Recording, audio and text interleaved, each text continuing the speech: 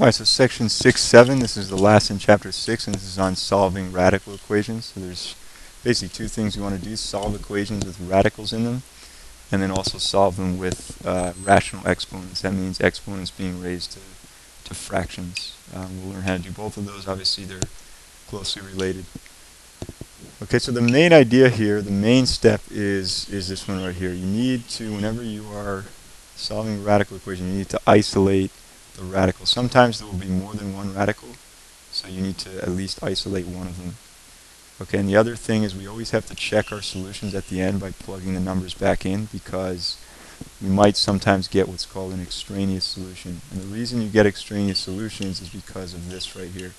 If I square that number, I get 25. And also if I square this number, I get 25. Okay, the reason extraneous solution is because if I go from squaring, I end up with two things basically collapsing into one. I have two different numbers here, but I end up with just one number as the answer. So it's like I lost some information somehow. I started with two things, I ended with one. On the other hand, if you go the other way, if you take the square root, you only get the positive number. Okay, that -5 is not included in our answer, because normally we only take what's called the principal square root, which means the positive square root. So we have to account for that when we are solving by checking our answers. Okay, so step one on every radical equation is isolate the radical. It's not isolated right now. It has that +4, so we need to move it over. And now it's isolated. So 7 minus 4 is 3. We can't subtract 2 from x because the x is like buried under the radical. So in order to get at it, we need to get rid of the radical. How do you get rid of a radical or a square root? You do the opposite of square rooting. Whatever you see being done to x, you do the opposite. So x is being square rooted. So the opposite would be squaring. And then whatever I do to the left side, I have to do to the right. So those will cancel and leave us with x plus 2 equals 3 squared, which is 9. We subtract 2 and we get x equals 7. But I'm not going to circle that yet because we need to check to see that that's not extraneous. So let's check by plugging in this solution right here for x. 7 plus 2 plus 4. And the question is, does that equal 7? 7 plus 2 is 9. And the square root of 9 is 3, and 3 plus 4 does in fact equal 7, so that is the right solution. Okay, let's take a look at this one. We need to isolate the radical, at least one of them, and one of them is already isolated, so we can start by squaring that and squaring that. Squaring and square rooting on this side, they cancel. Okay, now how do you square this thing right here? Well, we need to FOIL that out. We need to FOIL this out. So 2 times 2, that's 4. That's the first terms.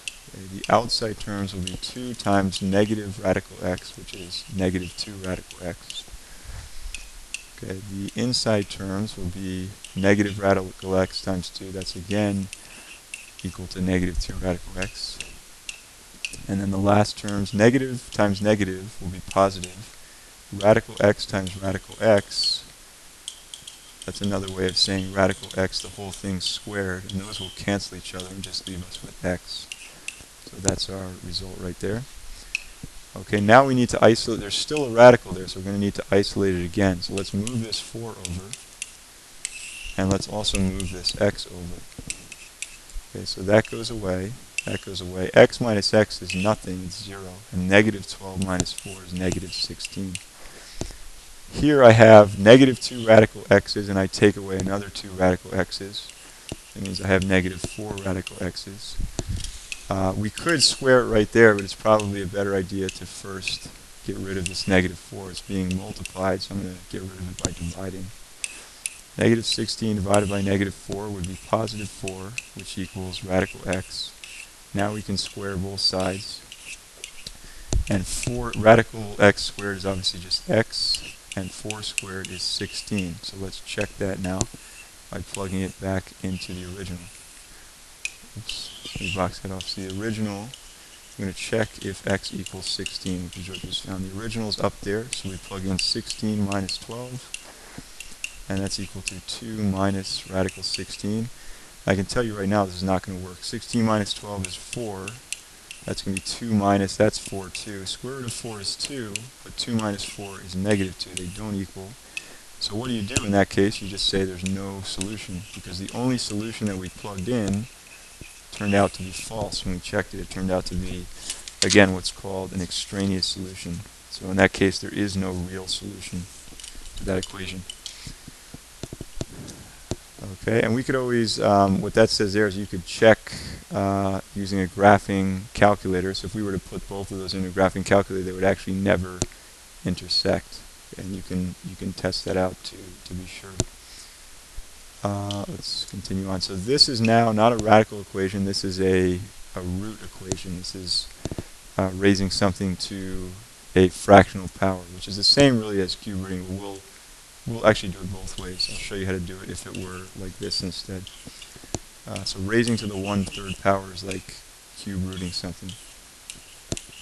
So on the right side here is the exact same equation as the other side. It's just written in radical form instead of rational exponent form. So how do we do this? Well, pretend this whole thing right here was a letter. Pretend that was like the letter A. Let's say it was 2a minus 4. How would you solve 2a minus 4 equals 0? You would start by adding 4 and then dividing by 2. So that's exactly what we're going to do here. The only reason I did that is just to show you that it looks confusing with all it's 6x minus 3 in the radical, but the first two steps are always the same. You always clear out anything that's around the main thing. It's like we're working from the outside in. So the outermost thing was that minus 4, we got rid of it. Then the 2 is the next thing, it's being multiplied, so we'll divide it on both sides.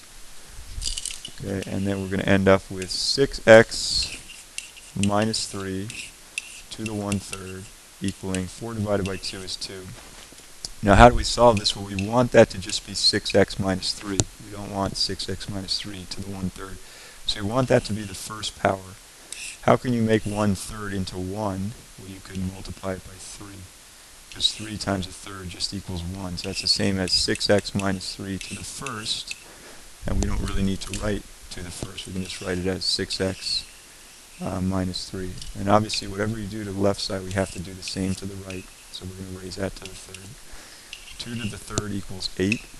So we're almost there. We just have to add 3 to both sides. We'll get 6x equals 11, and then we'll divide by 6. So we get x is equal to 11 over 6. That should be our answer. Okay, and we could plug that in to check. It will work. How would this one work? This is really the same thing. We're just going to start the same by adding 4. Remember, this is the same equation, just written differently. Just want to show you how you would do this. So that equals 4. Then we divide by 2 on both sides. And then we're going to have the cube root of this whole thing equaling 2. How do you get rid of the cube root? You cube it. And you can probably see we're going to end up with the same thing that we got over there. We're going to get 6x minus 3 equals 2 cubed, which is 8. And then the rest of the solution is right there. So it turns out to be the same answer. Okay, let's see. This one right here says, what is the solution of that? And we kind of did something similar already. We'll add 6 to both sides. So we get 3 times this whole thing, 3 times the 4th root of 2n plus 6. 0 plus 6 is that. Let's divide both sides by 3 right there. So we'll get the 4th root of this thing equals 6 divided by 3 is 2. How do we cancel out a 4th root? We do the opposite of 4th rooting, which is raising to the 4th power. So we'll raise both sides to the 4th power, and this side also to the 4th power. So those things cancel each other out, leaving us with 2n plus 6. 2 to the 4th is 16. That's going to be an answer of 16 right there. And then what we need to do is subtract 6 from both sides to get 10. And then we divide by 2, and we would get 5. So n is equal to 5, and if we plug that in and checked it, it would work. Okay, 2 times 5 is 10, plus 6 is 16. The 4th root of 16 up here would be 2. 3 times 2 is 6, and 6 minus 6 is 0. So that checks. Okay, the last type of problem I want to show you is how to solve an inequality, and it's really the same type of process, just a couple differences. What this says is if the index of the root is even, meaning if it's a square root or a 4th root or a 6th root, okay, we need to find what will cause the radicand to be non-negative, because we can't take the square root of negative numbers.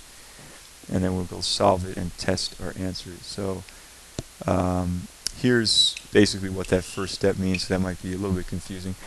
if you're taking something like this, if that is less than or equal to 0, you can't have any solutions. Like, for example, if I had square root of x less than or equal to -3, there's nothing that has a square root which is equal to a negative number or less than. So if you were given a problem like this, you should just stop right there. You shouldn't even try to solve it, because there's nothing that you can square root and get something negative or less than negative.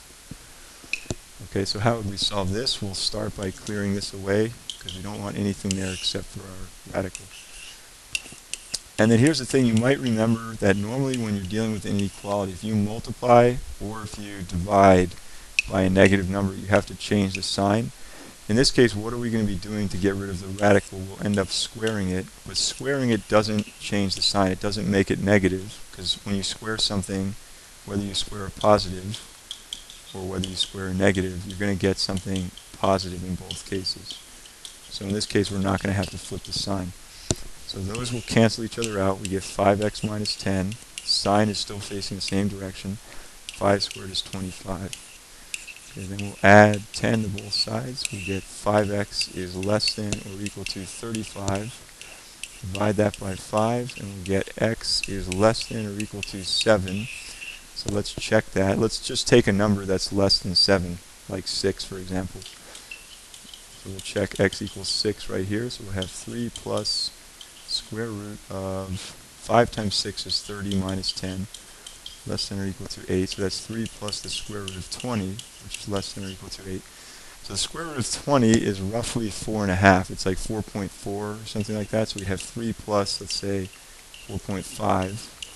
And 3 plus 4.5 is 7.5. That is less than 8, so that does check out. That's how you would solve the inequality.